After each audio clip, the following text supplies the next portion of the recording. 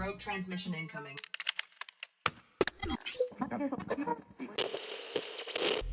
Connected. Welcome, everybody, to Rogue and Blasted Podcast. Thanks very much for joining us. This week we have Matt. Hello. We have James.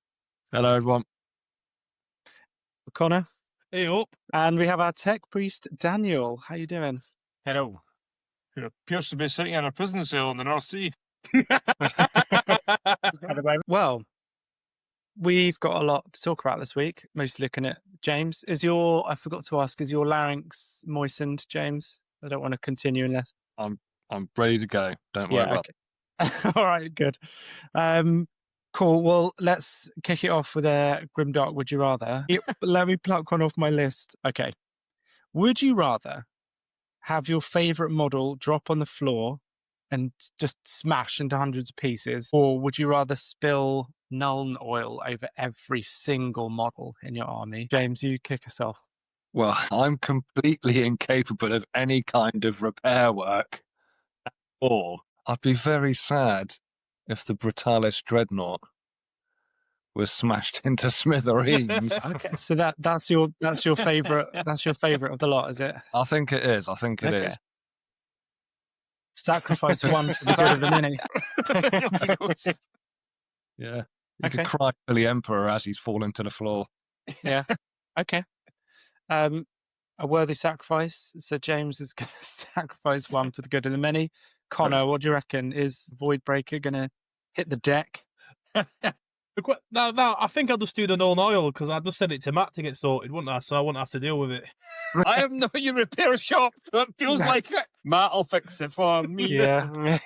Yeah, I mean, to be fair. Well, no. Okay, so no, you have to deal with the fallout yourself. Oh, I'd have to drop Voidbreaker then. I'm sorry if I'd have to. Guys, you're going about this all wrong. Nuln makes everything better. Just lather it on.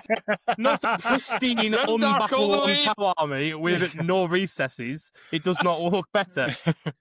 Fine. Yeah. If it's like Nurgle, if it was a Nurgle demon army, it could probably look better. Yeah. Yeah, or Tyranids. Yeah. Probably work with Tyranids. Yeah. Okay. I'd have to lose Voidbreaker. Right, so you're smashing Voidbreaker. Matt, you're gonna go with the Nuln oil. Let's have it. Yeah. Dan. My stuff's not finished painted yet, so the Nuln oil, great. Send it on. Yeah. Nice touch. Yeah, nice. Happy days. I'd have to sacrifice one for the good of the many as well. I couldn't. What is your favourite model you've ever painted then? Ever? Yeah. Crikey. I painted a lot of models. That's very hard. I'd have to say, and I'm not just saying, the Brutalis is up there. I did really enjoy that. And so was Voidbreaker. I really enjoyed Voidbreaker. Well, the Voidbreaker's already gone. Come back to me. Yeah, Voidbreaker's done. It's gone. Yeah. I'll tell you what it is. I did a Farsight. You probably, if you've been on our website, you might have seen the red pictures. one? The red one, Yeah, it's pretty cool. I really enjoyed doing that as well. It's one of my favourites. It's a great model to paint. Yeah. Fantastic model. Great posing. It just, There's just something about it. It's a cool Such a glow model. Isn't it, that model. Yeah. And I did a slightly custom pose on it. So it was like quite an open pose. So I could normally do sub-assemblies, which kind of annoy me a bit. But this, because it was an open pose, you can glue it all together and then just paint it. So there's no like faffing about at the end with like gluing and stuff like that. So nice. Yeah, that'd be my shout. Right. One more I think we'll do. Let's do a gaming one. It sounds like there's a cricket in the background somewhere. Is it just me? Somebody sat in a hamster, wasn't it? Did you hear it? Okay. Would you rather have your opponent insist on using unpainted grey plastic forever, or insist on narrating every single dice roll in character? Dan?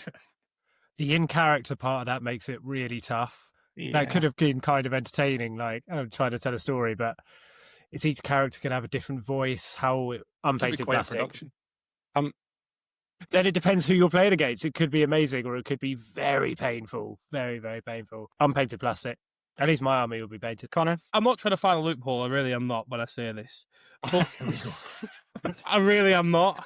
I'm not. I am not. Is it because you play grey plastic? Is that what we're going to... No, it's what I'm saying is when you do it in character, are you like, are you doing every character model, or is it like the whole? Are you like the general of the army? Because I already do that. Greater good. When you need a good role, you do it. Yeah, I've shouted for the greater good, just like an orc plays wand at the start of every game. Yeah, but to narrate, Yeah. but would you roll each dice in the voice of Voidbreaker and be like, Well, a Voidbreaker is me. here so I yes. am swinging my... He doesn't swing anything. Anyway, so unfortunately, this will be Connor's last podcast with us. Okay. Yeah. All right, James, what do you reckon? In character, dear boy. A little bit like Connor as well. I think it just helps my immersion. If everything's nice, if the terrain's nice, if everything's nicely painted, it just feels a bit more fun. I don't know, or a bit more absorbing. Yeah. Okay. And I think even in my first game, I think I did break into character a couple of times. How many times for the Emperor? That's the question. I don't think I did. I shouted "Let's party" quite a few times. I found that was That's just you, James. Nice. All right, Matt, what do you reckon? As somebody has always got a half-painted army, I'm quite happy to have somebody field the grey plastic. Because I feel like it takes forever to play a game. And to listen to somebody just narrate every roll, it's like, roll the dice. I don't care what modifiers. Just tell me what you needed. Roll the dice. Yeah, I'd like to finish this I game. trust you. Just a roll the damn century. thing. All right. Dan, what do you reckon? We started with me, didn't we?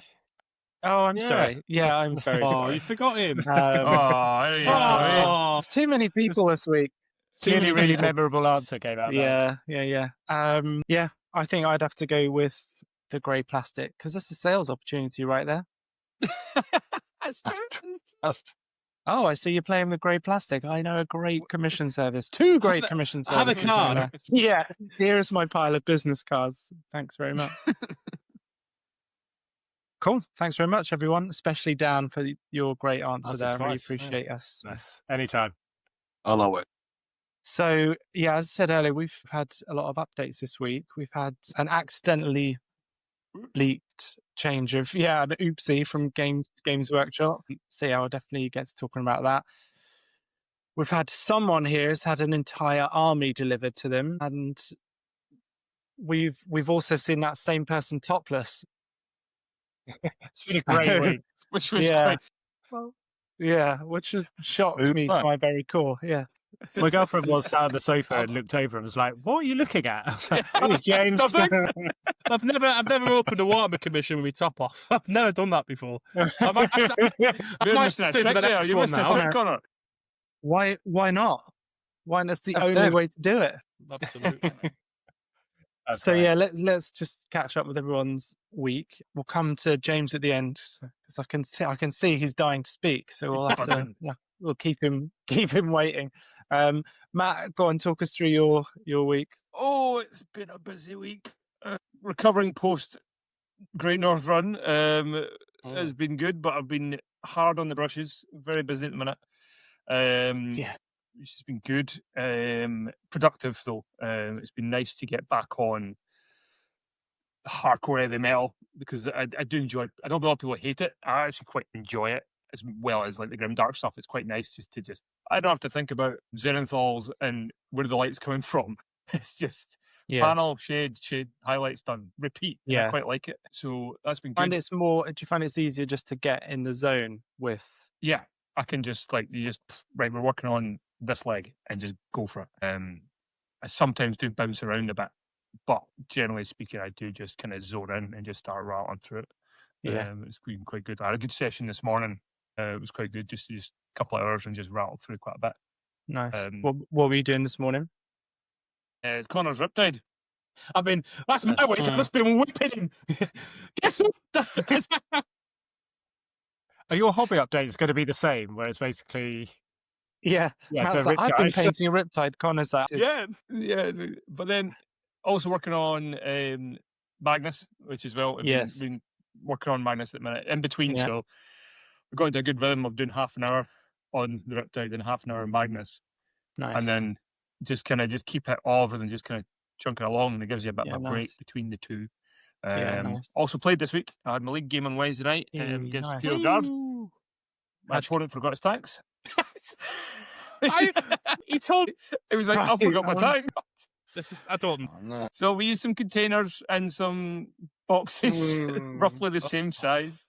So yeah, it was fun. And I Oh, you won. let him proxy, did you? Yeah, oh, definitely. I was like, I need to play this game because I was supposed to play the league game 2 weeks ago, but my Right. mother half was away. So we moved it to the regular club night because our league night has a Saturday night.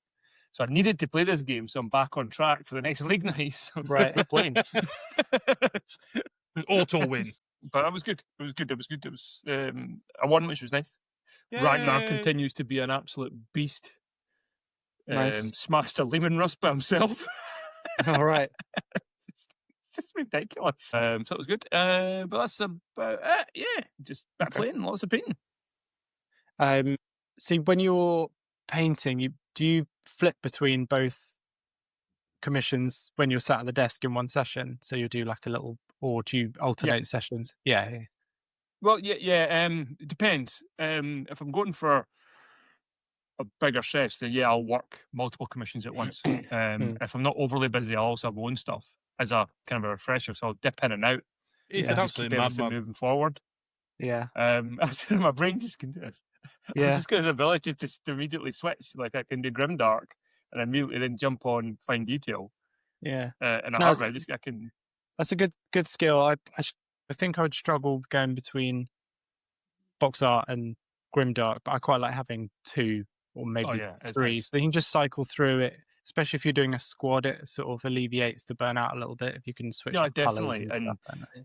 I typically always have a squad on the go that I can route through quite quick. Because typically I'll do a batch of primer, base coat, and then zenithals. So they're sitting ready for highlights, and they just sit. And I'll be, like for example, Connor's Riptide's got the yellow parts that have got the orange kind of glaze. So while that's drying, you can jump on some fine detail work with some other stuff and rattle through all the bits and pieces for 20 minutes and then jump back on. Yeah. So just spinning all the plates. Yeah. Nice. Those Riptides are coming out really nice. I'm really happy with them. They're looking really tidy. Hopefully the customer's happy. Absolutely. Hopefully. Or you think, Absolutely. I know where they'll be going. Third floor window. Woo! Right. Cool. Thanks, Matt. Connor, so tell us about your week. Realistically, my week has been thrown into what I like to call a blender, all because Games Workshop realised they can't keep it in the pants, is what I'm going to describe it as. All right. I had everything sorted. I had a league list sorted, which is my league game is tonight. And I had my Warhammer Open event list ready and locked in. And then Thursday came about, nothing happened. So we thought, all right, Thursday, they won't release it. They only release updates on a Thursday. So I thought, we'll wait till the Thursday, then I'll lock everything in. So Thursday came and gone, no update, fab. Locked everything in. And then random update on the app. Everyone goes ape shit. They've released a new update. They then backtracked on the update off the app.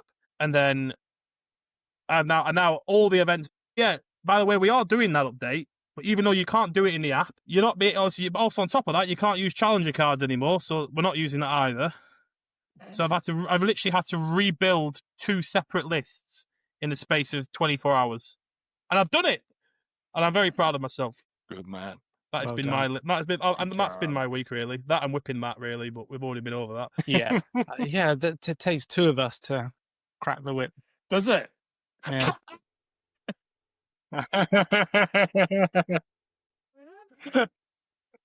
Excuse my ignorance. What's a challenger card? My back's killing me from carrying you. So in every so often they do a chapter approved update on the how to play a competitive game of Warhammer 40k. That is the in and out of it. And every time this edition they've released a new set of shiny cards and some overpriced objective markers. And I'm not even lying about that because it is true. More, please. The shite, right? So in this recent pack, they introduced something called twists that nobody uses because they're more for casual games. They've released a lot of new casual game stuff, which is really good for campaigns and casual play. I've used them.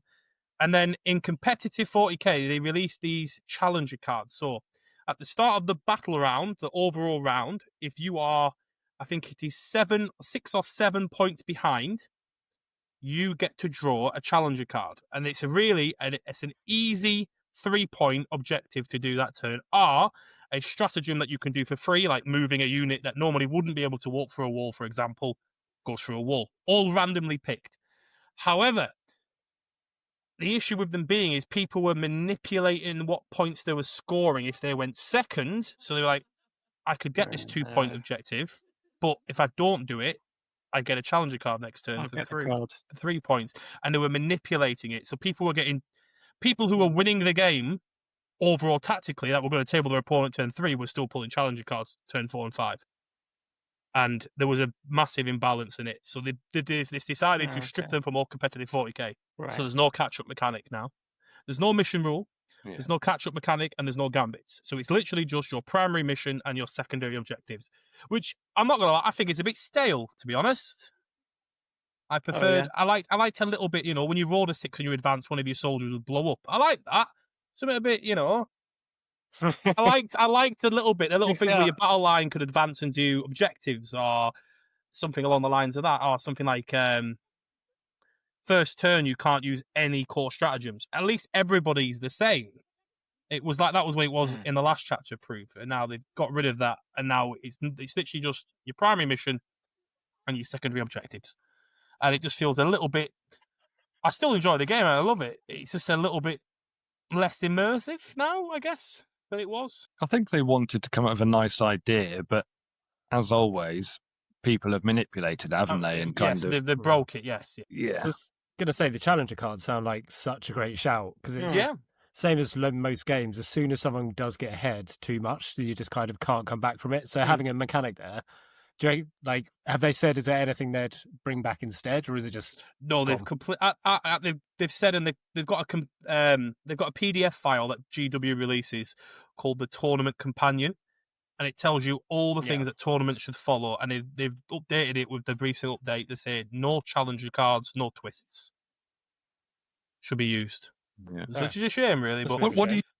Yeah, Connor, what do you think if they changed it to say you had to be, say, 11 points behind or something like that? I think it should be 10 points. 10 points behind, and I think that's absolutely fine. Because if you're wanting to sacrifice 10 points behind for a 3-point objective, then you'd be fine. I think that would sort out the issue. I think 6 points was too little. I think all they had to do was too 10 narrow. points. Too tight. Yeah, it was too narrow. It was way too... Because you start the battle round as well. So it's really weird. So if you have a really bad turn 1, but you have a really good turn 2, you're still getting that challenger card. When's a better time to have it then? The player who goes second has the biggest advantage in the game, and it benefited them even more. And the reason I say this is there's a lot of objectives where the player who goes second scores at the end of their turn on the last battle round.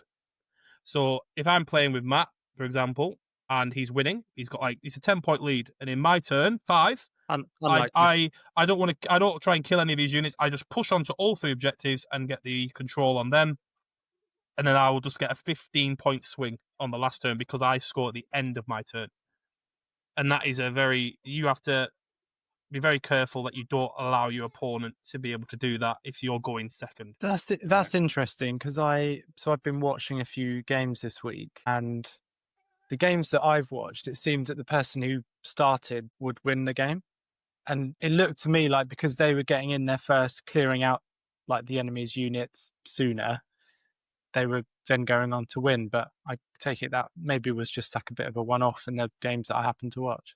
At a top level, at a very top level, I'd say it probably doesn't really matter because the person who goes first can really put that advantage on. But going second a lot of the time is better. Most people would say, I prefer to go second. Unless you're a World Eaters or a heavy melee army, then you want to go first. Like Space Wolves want to go first, really, because you want to get that board presence. I quite like going second, to be honest. Yeah, because they've got to come closer to you so you can get your charges easier as well. So that's also, That also helps. Yeah, there's a couple of armies, I think, or a couple of tactics of like sort of caging people in, that kind of stuff, where going Yeah. first would favour army, but generally going second. Pretty much every primary mission favours the person going second. Second, yeah. Interesting. Yeah. Did anyone else, when they were like younger, first playing these games, just sort of go objectives? What's that? And each match would just be you play until there's no one left, or was that just? Yeah, that's how we play. Oh yeah, Yeah, all right, okay, okay. Used to be Yeah. where if you tabled your opponent, you'd win as well. Like, that was Yeah, like ninth yeah. and the 8th edition. If you tabled your opponent, you won. Doesn't matter how many points you scored, you win if you table your opponent. Or is that That not the makes case sense. anymore? No, not No, anymore. you No, still win you on can points. you can table me and I Oh, can still beat okay. you on points, which doesn't make sense to me. But Interesting. No. Well, it could mean that they've just done the objective. Because say if there was Tyranids, they don't care if they get tabled, but if they did destroyed some bunker or something that they needed rid of, then that'd technically be a win, right?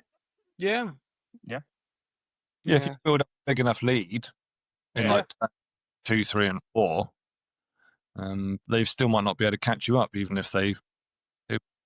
Yeah, I remember back in the old days on the green felt, you just lined up your army opposite the other army And just march them. like it was a battle. A historical reference there. I love it. Yeah, we used to literally just have a table. I don't even think we had felt. Maybe we did. I think we had a green tablecloth, and yeah, just like that, we'd line up. But because it was always 2 Space Marine players versus, I think we used to play against Chaos Space Marines and Tyranids allied together, of course. we would always argue to play lengthways along the table so that they were miles away for as long as possible. Yeah, strangely enough, we used to win most of the time. But yeah, we didn't have a clue what objectives were. It was just fight to the death. Yeah. Fight to As the... it should be. Yeah. Honourable battle. honourable death. All right. Cool. Thanks, Connor. What?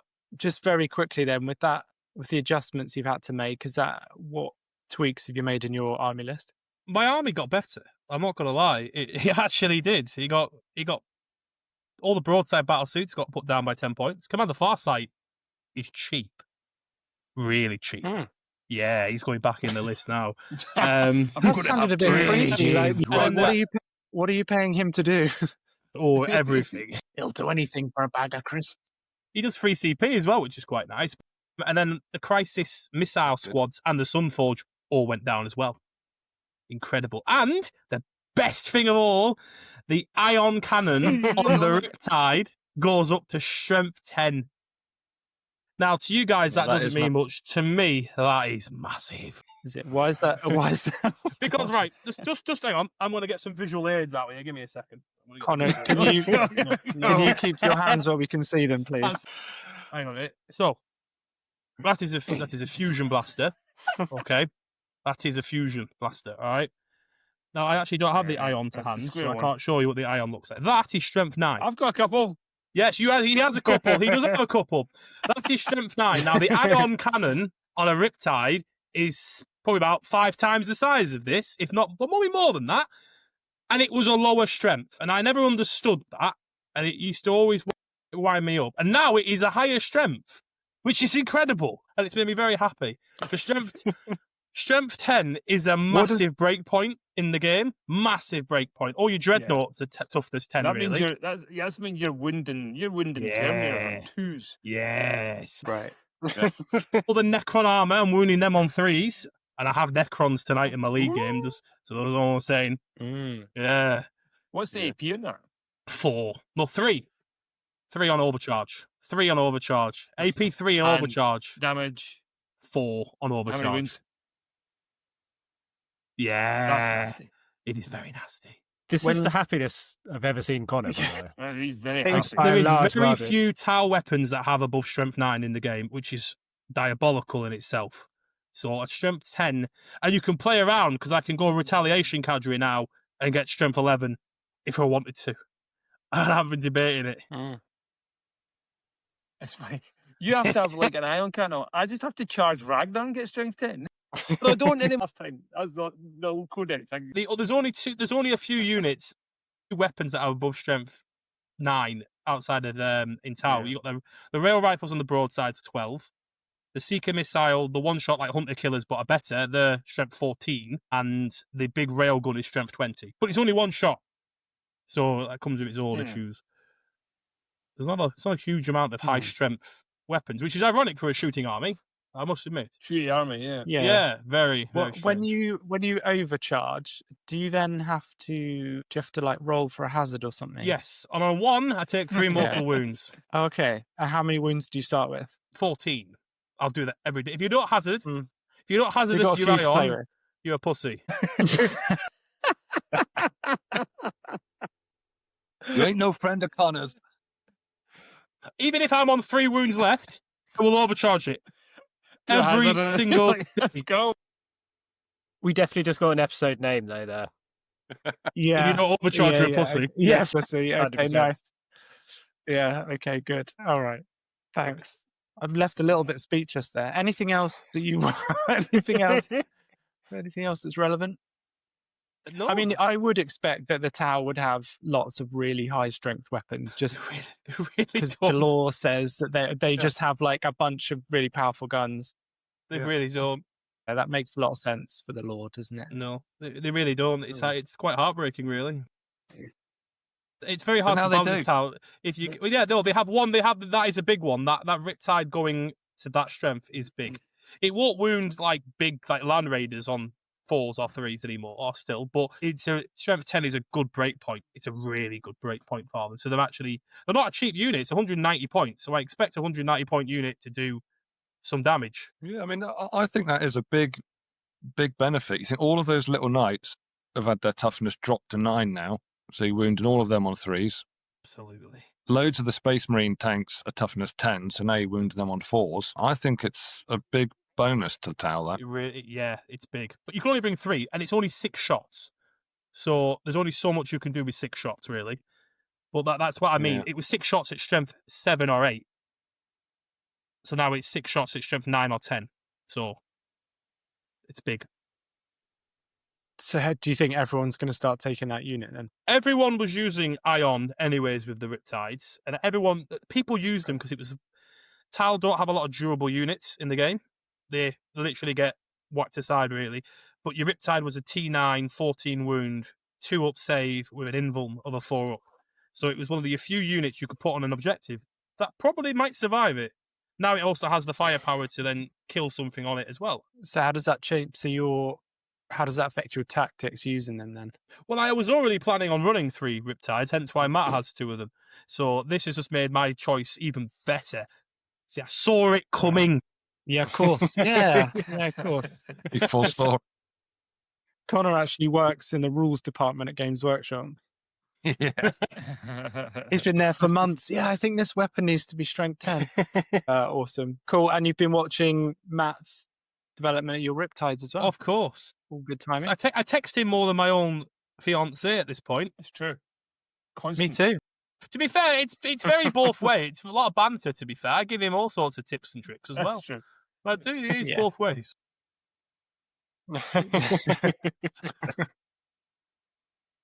That is true. He's the sensei of the table. I always send him my opponent's army list before a game. Oh, no. No. I have to go to the toilet and Yeah, we need need to take a shit at work just to tell him what to do. I think we need to start just having like a small little earbud for everyone when they're gaming, just so we can quickly call Connor. I'm not that good, really. I just have an opinion.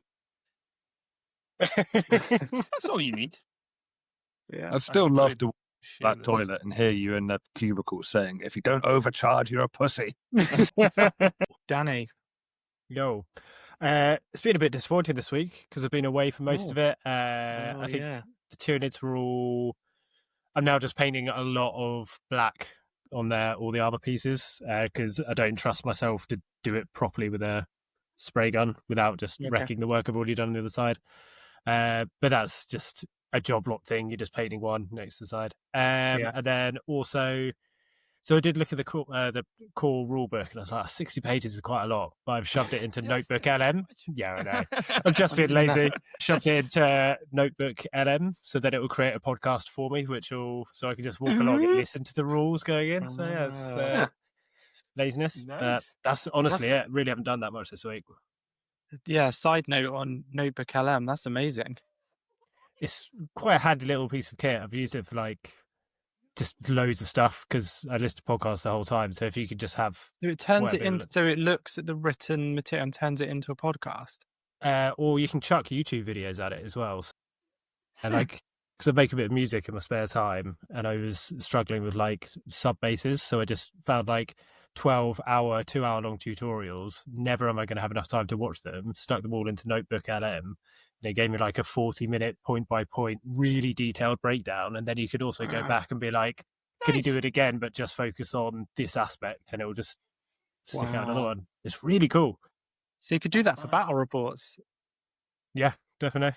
Yeah, so you could stick in lows and then just be like, right, can you analyze the last 10 battle reports from the grand tournament and give me, I don't know, the top 5 moves from the winners? And it probably would do quite a good job.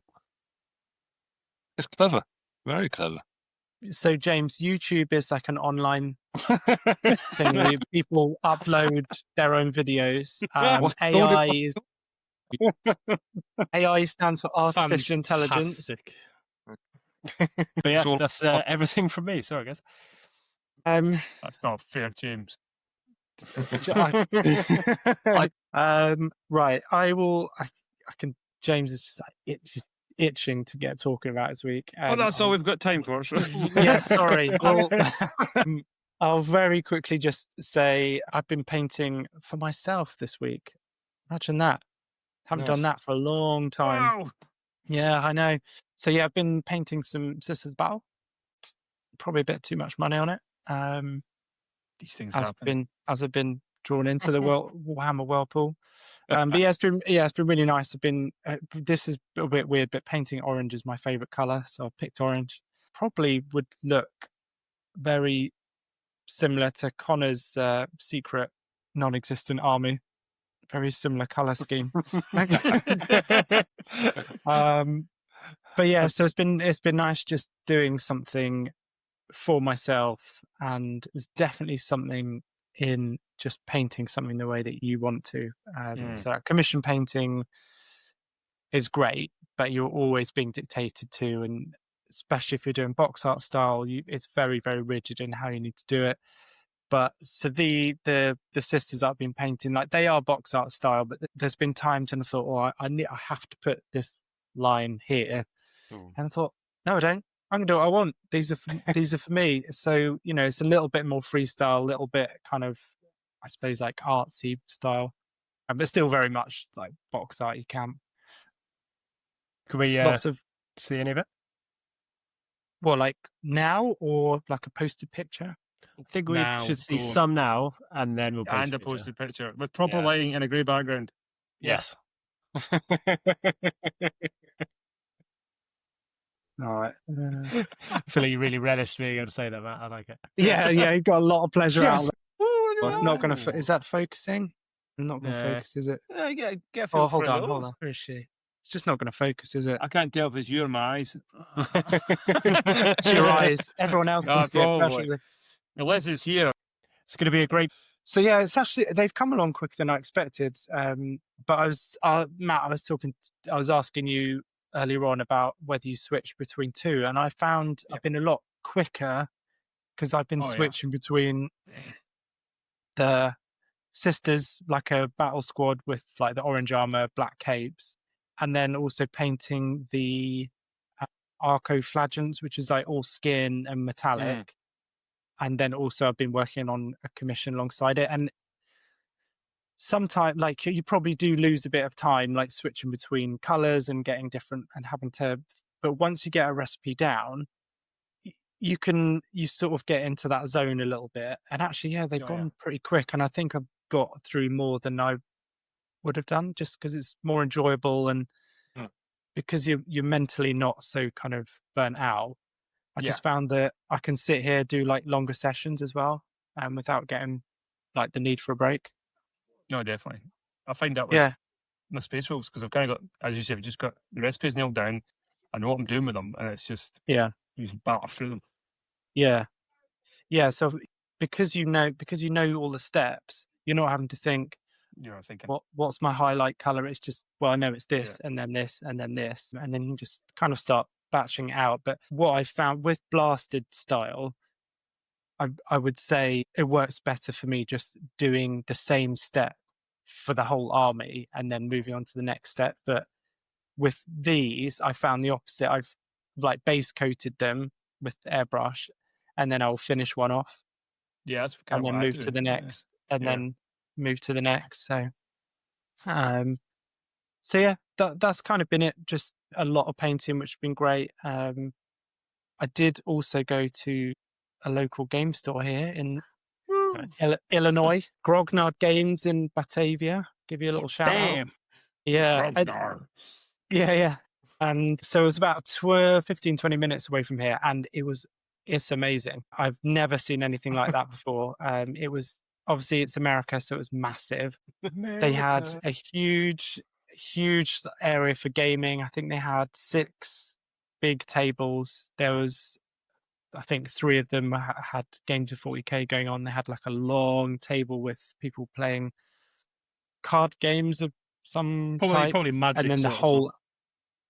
Yeah. Really miserable looking.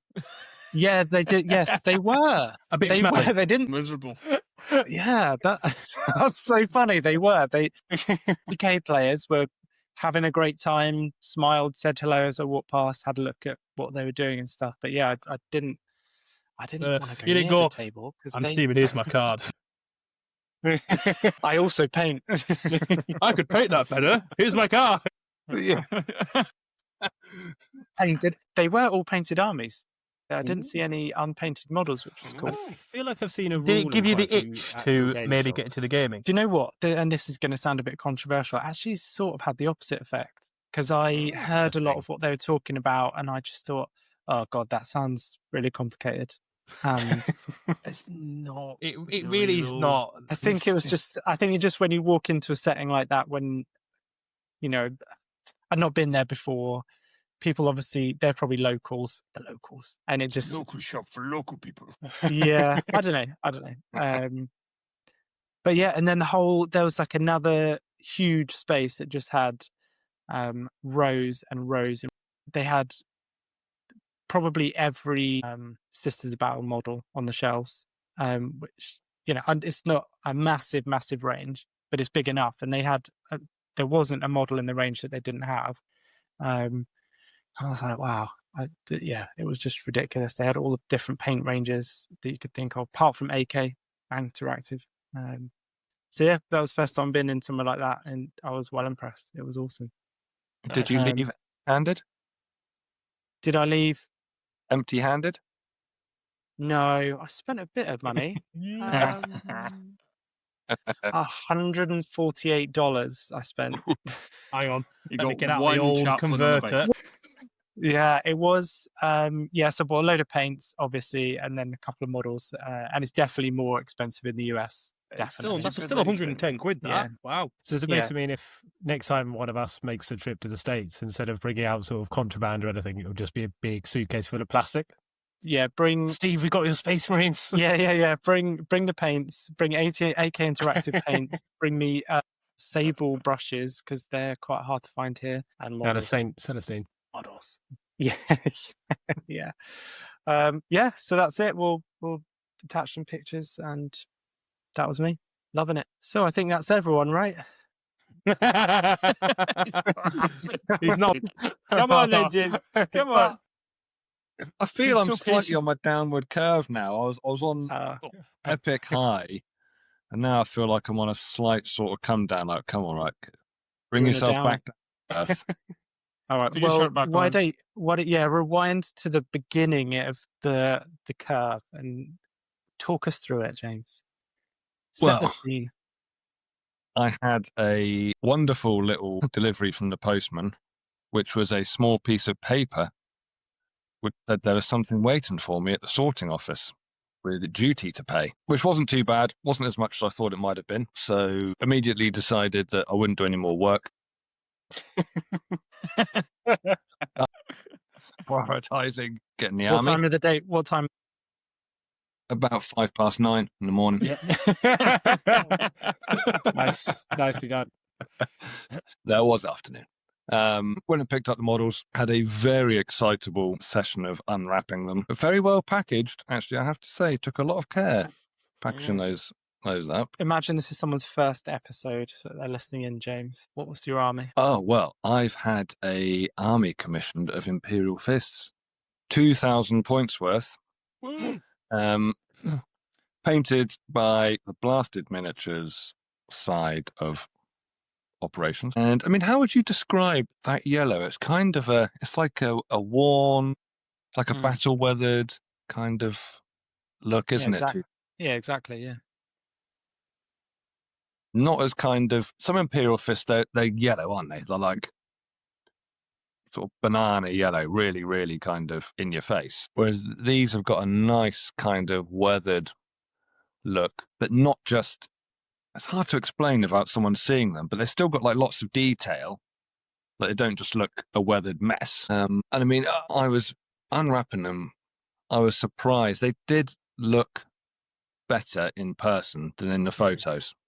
I guess it's difficult to take a photo of any miniature, isn't it? Get the lighting right and that kind of thing. Yeah. Did an OnlyFans style pose with one of the, I can't remember who it was now. Was it the Gravis Captain? One of the heavy intercessors? Can't remember. I mean, those heavy intercessors, I know they're not a particularly common unit taken by people, but those models are brilliant. They look really good. Massive, chunky kind of. The Gravis arm is nice. Yeah, Gravis is good. Yeah, they look really cool.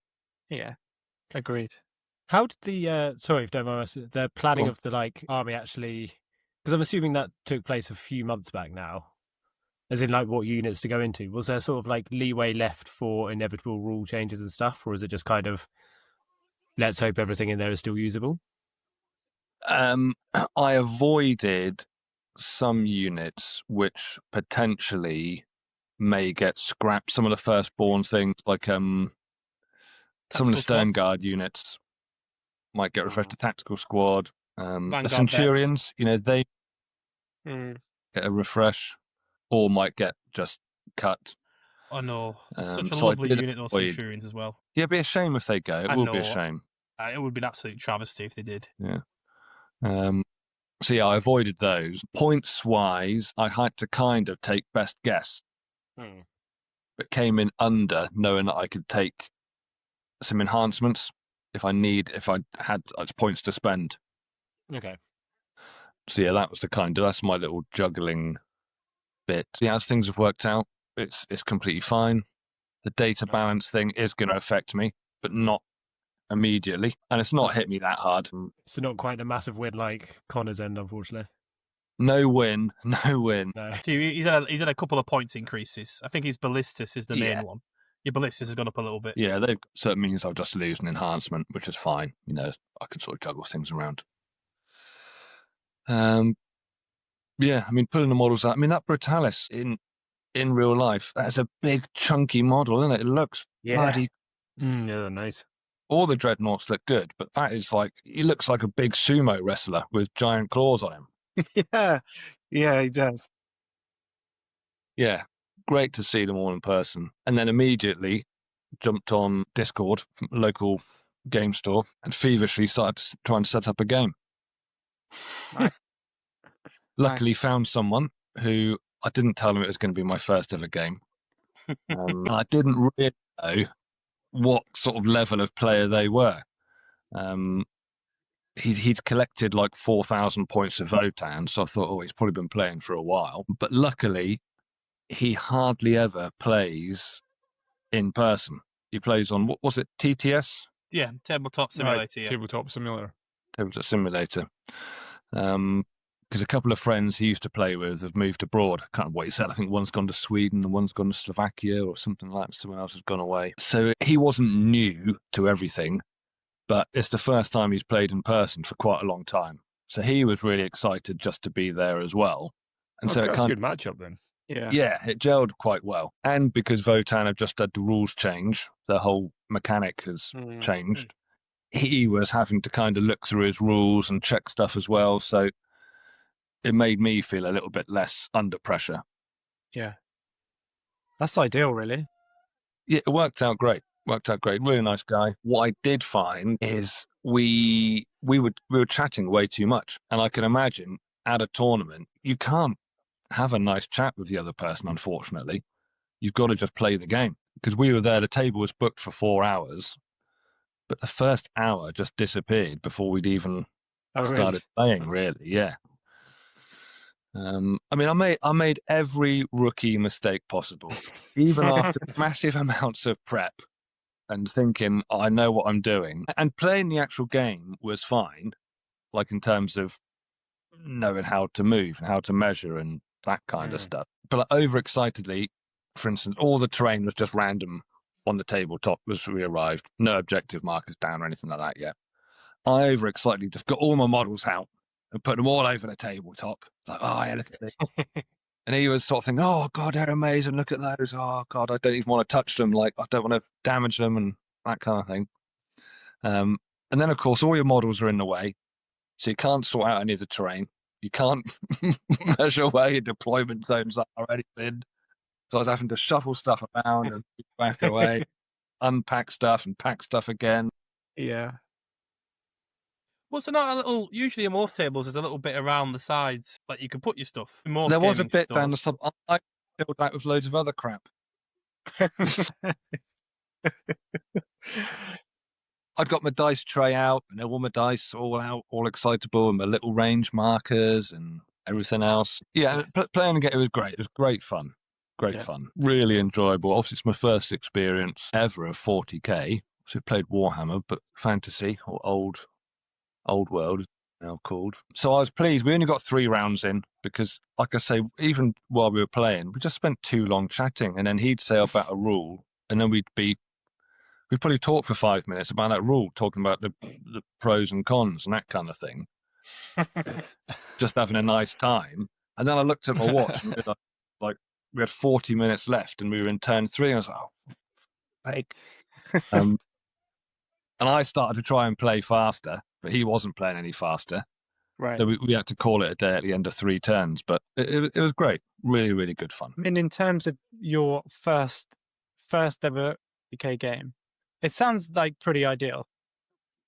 It was great, especially as I think most people probably start with like either a 500 point or 1,000 point game, and probably have like a taster session down at the game store where they don't even play a full game.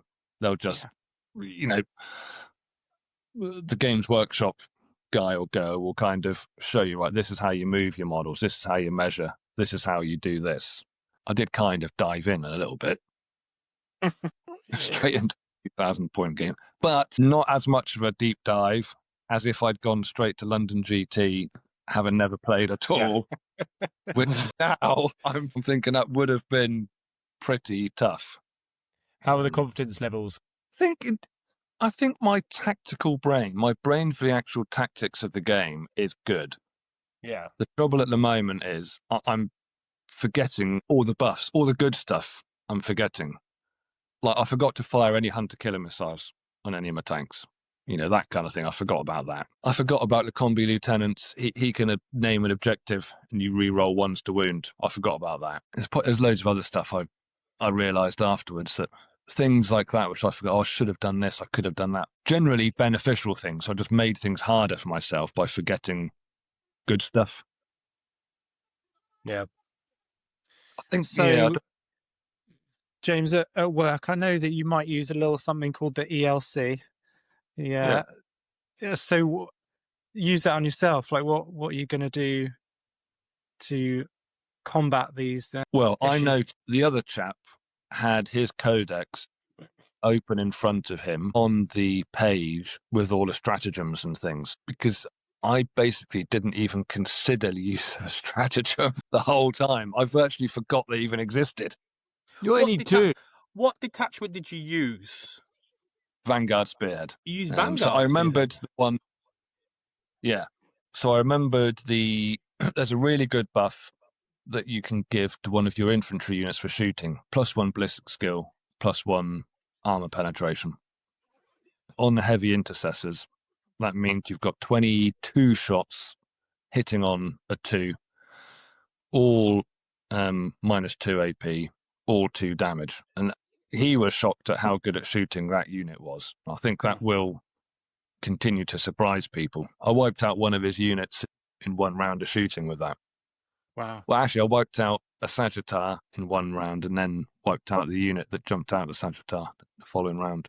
But that's the only strat I remembered. I forgot other things with reactive moves and stuff which I could have done. I forgot to uppy downy units, which I could have done a couple of times, and that would have saved stuff from dying. There's a lot to remember. I mean, I would say to anyone starting, so long as you're not desperate to win your first game, to actually play the game is fine. You can just play the game and have fun like I did. But I was equally shocked at how much I forgot as well.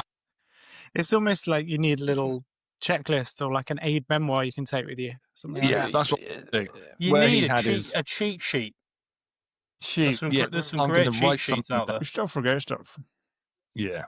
I'm going to do something along those lines. Something that's a prompt that every turn I'll look at and think, right, have I considered uppy downing units, or have I considered sticky objective, but putting a sticky in one of the objectives? Something that I can look at the start of each battle and sort of churn through. Are you using the GW app for your list? Yes. Right. If you go on there... I was using that.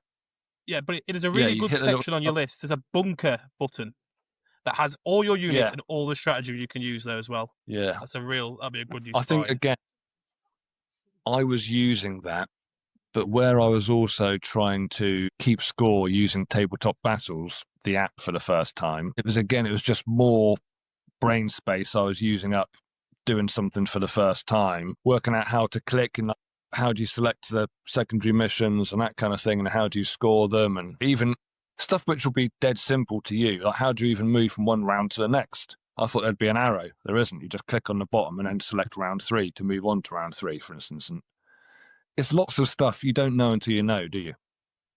And at the same time, I was really excited.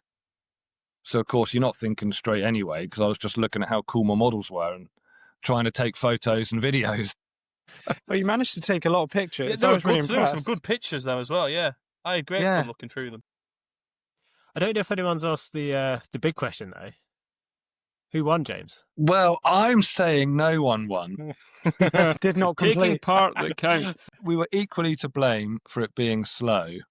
Okay. It wasn't his fault, but he was adamant that I didn't need to bring my Terminators in from Deep Strike by round 3, which of course you do. And I sort of thought, I'm pretty sure you have to, otherwise they're destroyed, and that is the case. I ended up, even though I've written a blog about Jedi mind tricks, he Jedi mind tricked me into not dropping them, because he knew if I put them where I was thinking about putting them, it would have been a real problem for him. And of course, that next turn, immediately what he did was screen out where I would have dropped them in. I don't think he did it maliciously. It's just one of those things that, as we were talking, because you kind of talk through the game, you almost play 40k together, don't you? It's almost like an interaction between the two of you. But I think he just realised, as we were talking through what I might do, it was blatantly obvious then that he had to do something about that to stop it happening in the next round.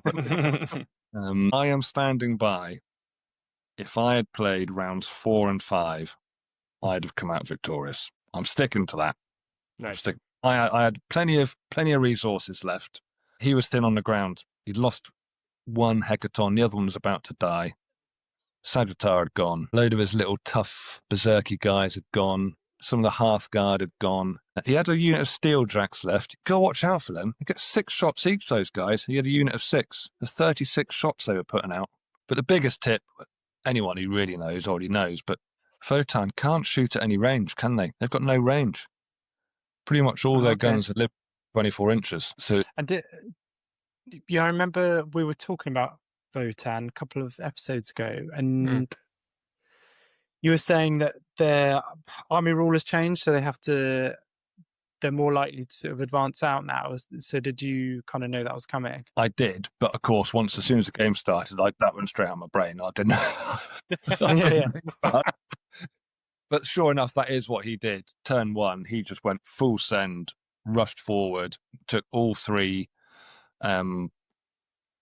objectives in no man's land, boosted his yield points. And to be honest, I can't remember what he said he had to reach. I think it was like 7 yield points before he unlocked his more powerful part of his strat, which all his infantry are then -1 to wound if you're stronger than them. Which did come into play, actually. But he then had tons of yield points. He ended up on about 13 or 14 of these yield points and had nothing to use them on. So I don't know if that's just his inexperience with how to do it. But at the end, he said, I just didn't have anything to spend them on. Right. But he had a few other new units. He had those steeljacks, like the tall, robot-y guys. Well, tall. Tall for Votan. Probably about 5'8". Are they the new guys, those new robots they have? Yeah, he had those robot-y guys. Yeah. He had the mole launchers. But again, they've got quite a limited range, so they didn't really bother me too much. Not good at finding things either. No. Boom, boom! Well, Matt's awake. That's good fun. So, what was moles for my mole gun? Sorry, that's me. your? Do you think you picked? Do you think you picked the right moles. army, James? And do you think your list is? What? Am I happy that I've picked Space Marines and Imperial Fist as my?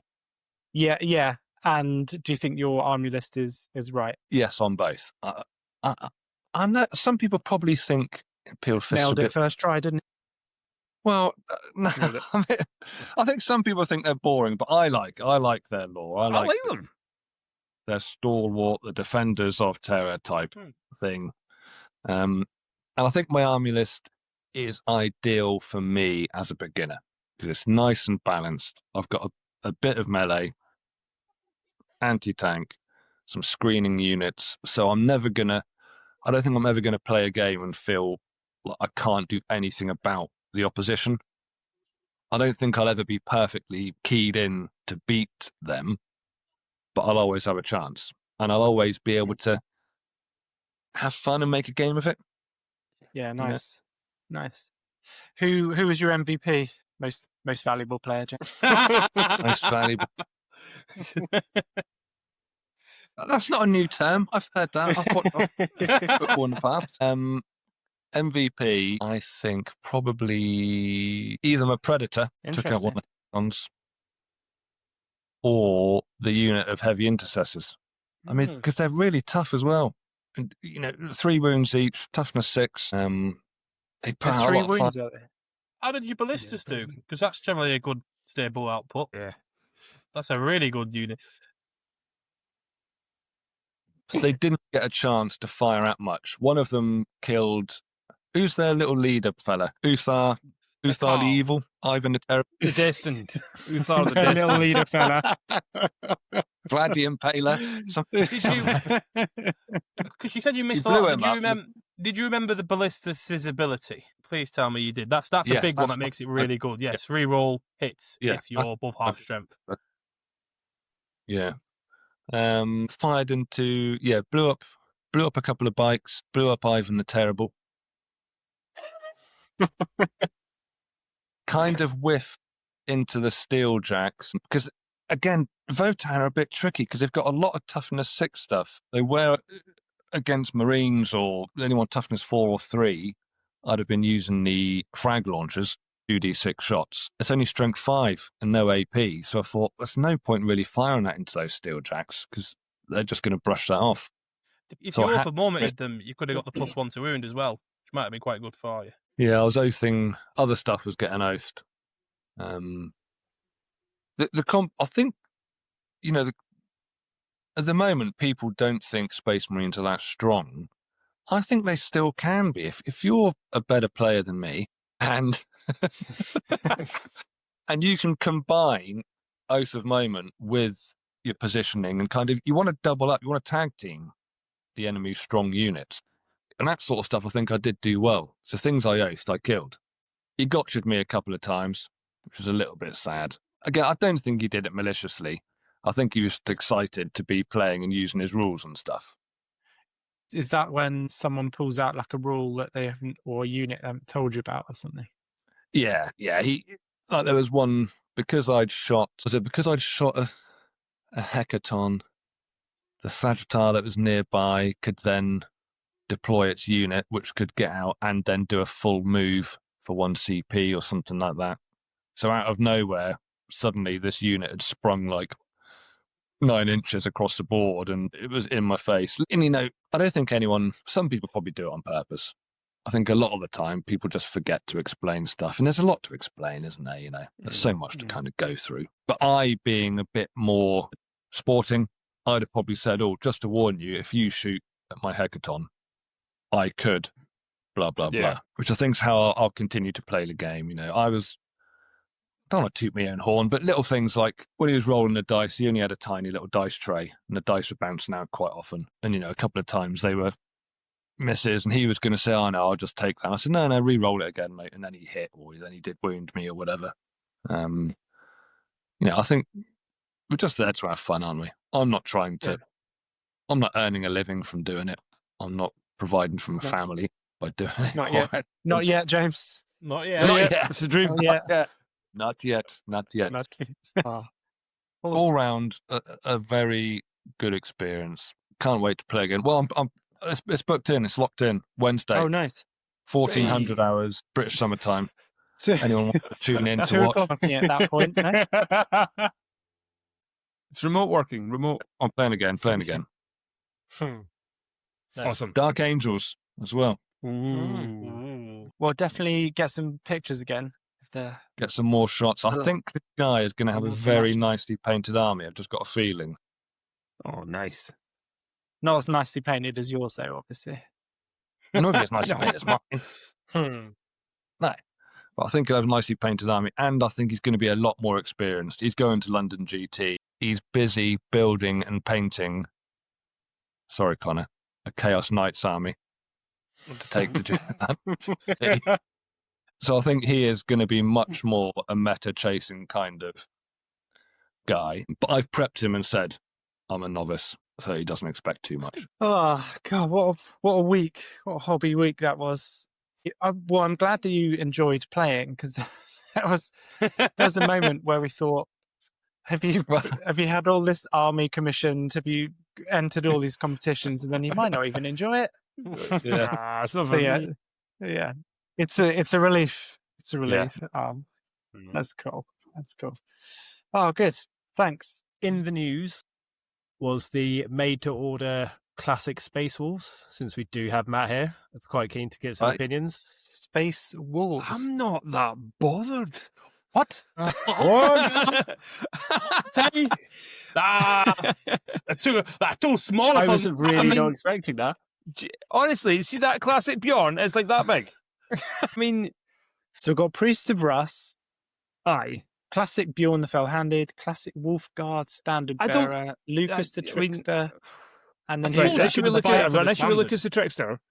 Classic Nials. I remember that model. But I mean, they haven't aged particularly well. They really haven't. And actually, if you look at the new Blood Claws Sergeant has got exact same loadout as Lucas the Trickster and is an easy kit bash. He's got single claw, plasma, even looks like him. I think it's been a very kind of classic nod to the original. But the rest of it, I like the Primaris scale. Yeah. I'm not bothered by any of these. I tell you what, though, I'd love, right? I'm assuming I'm not a Space Wolves fan, right? But you have a Dreadnought with an axe, right?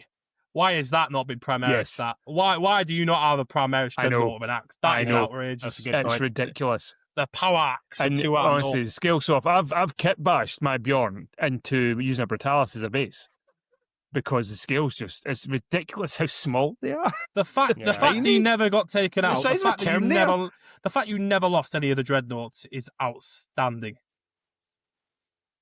Yeah, we kept them, but I'm gutted we didn't get new models for them. We're desperate for them. Are these plastic? These I think are metal. Are they? that classic Bjorn might even be metal. Yeah. So we've just done a commission for the classic Bjorn, and that was a metal, and You could kill someone with the old metal quality dreadnought. is and the quality is so, like, you forget, like we're very lucky now to have like these modern plastic kits, because the old So much metal better. ones, the quality is, they're just all, the sculpts are just all over the place, and there's only so much that painting can do, and the fine cast is, that's like a whole nother topic, but fine cast is, I have found, terrible quality. Sorry, Games Workshop. They are The plastic, awful. amazing. They're best plastic kits you can find, but yeah. I mean, But I I'm not think fussed the for only these at reason all. you'd get these is just for pure nostalgia. Like if you had these models when you were a kid, maybe, and you just wanted to have them. Yeah. But yeah, I do. I mean, they look cool, but yeah, if you compare them to like the modern equivalents, it's, Doesn't hold up. I get anymore, what you're really. saying. I get what you're saying. Can you use these in game? Yeah. Isn't it everything Yeah. still? Yeah. Yeah. It's still that scale. You can get Technically- away with it. Yeah. Yeah. So you Bjorn could still. model for advantage there, no, and just literally buy the old models. Yeah, I mean, you can't run Lucas anymore. He's not in the Codex, but you could run him as a sergeant. A Wolfguard standard bearer, yeah, I suppose, but it would just be normal. Bjorn's still there. He's quite a big. He's my current warlord. Get CP, Nice. all good, and an absolute beast. And Stormcaller's he was in Terminator armor, and he's now just been revamped in power armor. So you could use that model as well. Yeah. Just have to put it on a different base, wouldn't you? Apart from that. Yeah. But yeah, Nice. Cool. Connor, did you say there was something else you'd want to pick out as well? While we're here? Oh, yeah. Yes, there was a couple of new Dark Eldar releases, That's very right, early yeah. days on it. Yes, Oh, the yeah. new Archon Yeah. looks Sorry. fit. Fitch. Who's Fitch? She looks a bit fit, that one. Amazing. I'm not sure if they're on pre-order yet. They've only just been announced with They're the not new pre-order codex. yet. It's They've just just been released. announced. No, there was a Warhammer community article, I think. It was, yeah. Pictures. I posted one of them. That's Oh, that there is is the it. new There is it, Archon. yeah. There we go. That it? Lady. Yeah, that one. There we go. Ooh. Yeah, they are Very cool, these. For a dark Eldar, she doesn't look that dark, really. You know what I mean? Like she looks like, no, you know, she doesn't. She doesn't look gothic or anything. She agree looks with like that. Yanari, doesn't she? She looks very Yanari. That one, He the one looks with a bit the more. yeah, those two do, yeah. Yeah. But But just so that first one, what's just for anyone who's not seen the pictures, Oh, that sorry. is Lady Malice. Archon Right. of the Poisoned Tongue, Lady Malice. It's a great pose. It's a good model. I like it. Yeah, the good old tactical rock there. I see. Yeah. All of a tactical rock. It's not Yeah. far off the superhero landing, is that? And then That- these And that these- blue Archon looks gorgeous. Are we thinking, sorry, these different kits or just one kit built I differently? think that's one kit, but you got two different options with One it. I kit, believe. yeah. It's a multi-part Archon kit. Yeah. And then is that the new That's the new combat box, yeah. That's the new box. That'll be the Battle Force box. That will be. Battle Force box, yeah. Yes. So apart from their hero, what else in there is new at the moment? That is nothing. Nothing at all. And Dark Eldar Nothing. players are not happy about that in the slightest. Well, I've seen a Uh, couple people happy that they've got something and that the codex is on the way. Yeah, they could do it. Because there Stop are a few- whinging. Stop whinging. Because their incubi models are still amazing. Yeah, they're quite new for the range. They are. They Yeah. are quite new. But some of the I think some that of this the might stuff he's be- doing. This might be a bit controversial, but they are by far my least favourite 40k faction. What, Yeah. lore or Just well, models? no, the lore is quite cool, but yeah, The just way the they models look. just don't. Yeah, I'm not just don't particularly really bothered appeal by any to of me. the Eldar races at all. They're just about, yeah. Yeah. The thing is, right, I was the same, and then I saw someone do a really nice conversion army with like cool looking space helmets with them all, and I thought that looks really nice actually. But I suppose you have to do a lot of work into it to make it look good. They're very small I models. feel like- They're very small for They are scale-wise. very, they are tiny. I definitely saw one. It was Kitbashed Army years ago now, but it was a bunch of Tyranids, but they were running it as Dark Eldar, I think, and they had put Dark Eldar into like the tops of all the Tyranids, as if the Dark Eldar had caught and then enslaved the Tyranids. So you had them like standing on their backs with like chains on them and like That's hooks in awesome. the brains and stuff like that. It was so sick. Huh. That was amazing. That's cool. It was one of those armies that looked clearly that this had taken years to get to that point. Mm. Yeah. But it was beautiful. They're one of Can you those play armies stuff that, like that in a tournament? yeah.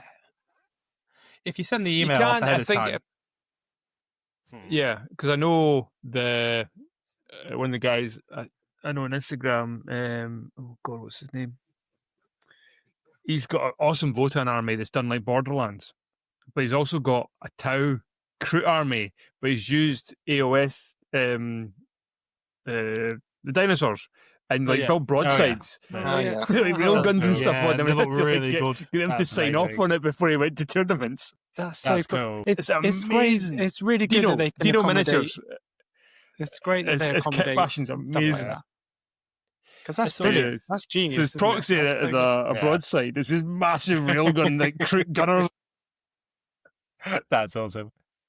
Because I was thinking about this during the week, because as we've talked about before, I'm not a massive fan of the tanks that the Sisters of Battle have, but I quite like some of the older versions of the same tanks. So those like game legal, tournament legal. Not that I'll ever play in a tournament. as You long, take like older versions as of long as stuff. they're quite similar, as long as you're quite similar in size, there's no issue really. Yeah. If you're not getting advantage, So Yeah. I was reading on Reddit because it came up. Do you remember the old dreadnoughts you'd get in like one of the old edition box sets where it was actually just a cardboard cutout of a dreadnought? Yes. And apparently that's technically still legal because it's a 40k model and it comes with the right size base. So loads of Wow. people now have got these old cards and they've like modelled them to have loads of Gretchen holding up the card behind it, with like holes in the card and like a piece of writing off. So they can still, it's quite cool. And apparently it is legal, but Yeah, I'm pretty sure. I have a feeling that was it maybe second or third. Second edition, I had a cardboard dreadnought. It was you got the cardboard orc dreadnought, didn't you? Yeah. I don't even Yeah, think I I was remember born then. Born, you weren't. No, I don't even think I was. Dan's looking it up. Here we go. yep, have a quick little look. Furious typing from the tech. Sorry. boost there. Talk among No, no, yourselves. it's while good. I, No, it's good. No, it adds to the immersion. what you're saying, I think it's good that the tournament organisers do give some leeway for people to be creative and have a bit of fun. You know, as long as they're not gaining an advantage, I think it's nice. Well, the people, let's be Yeah, brutally I- honest, the I people that are agree. making those sort of armies are not the same sort of people that are going to go top table for events as well. Yeah, If that makes No, you sense. reckon? Yeah, Well, yeah. I think that's a fair comment for the their most love, part, isn't it? their love of the hobby is, you see people like, put all the time and effort to making a beautiful army, and they'll play on the tabletop and they might be all right, but you don't. It's very rare you see someone who's a fantastic hobbyist who is also a top level player. It's very rare you see the two merge together. Very rare. Yeah, yeah, because Apart it'd be a from you, shame if Matt, of course. Just you You know, wait. apart from Matt, yeah. I'm mildly Who's mediocre. terrible at at both. Oh. Yeah, because it'd be a shame if they punished. Yeah, there it is. yeah. There it so yeah, is. you got this old cardboard, and then on the, Oh around the my back goodness. of it, Oh, that's genius. That's so clever. Such a good idea. A las gun and holding the cardboard. Yeah. Love it. brilliant. Brilliant. It's good arm. and yeah, I And love that- the plasma vault.